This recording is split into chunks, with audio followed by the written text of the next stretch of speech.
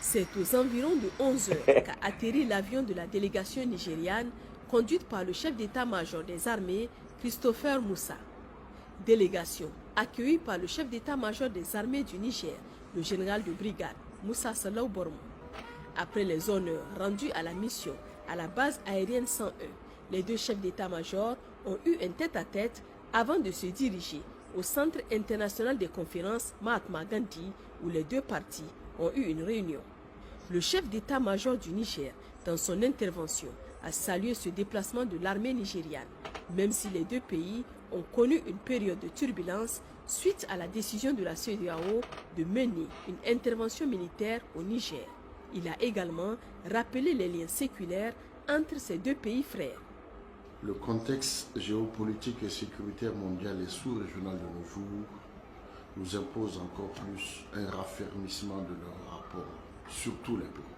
En effet, comme vous le savez déjà, depuis plus d'une décennie, notre sous-région est confrontée à une insécurité grandissante liée au terrorisme, au grand banditisme et au trafic en tout genre qui endeuillent nos populations et agissent négativement sur notre aspiration à un développement équilibré.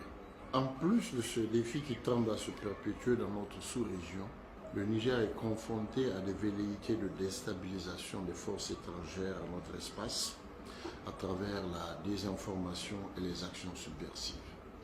Ainsi, nos défis, surtout sécuritaires, sont multiples et multiformes. La nature des conflits et la capacité de résilience des groupes associés aux actions malsaines nous imposent la recherche de solutions pérennes et une adaptation continue aux menaces actuelles et futures. Aussi, nous devons avoir une bonne lecture de la situation globale des enjeux sécuritaires pour non seulement faire face efficacement à la conjoncture sécuritaire actuelle, mais aussi pour anticiper les graves défis à venir. Je suis persuadé que cette visite permettra de créer les conditions de bonne entente et de encadrement dans les relations entre nos deux armées et entre nos pays. Le Niger et le Nigeria partagent 1500 km de frontières avec les mêmes réalités et les mêmes défis. Cette réunion ouvre donc la voie vers des solutions communes plus efficaces en vue de résoudre judicieusement le problème de sécurité.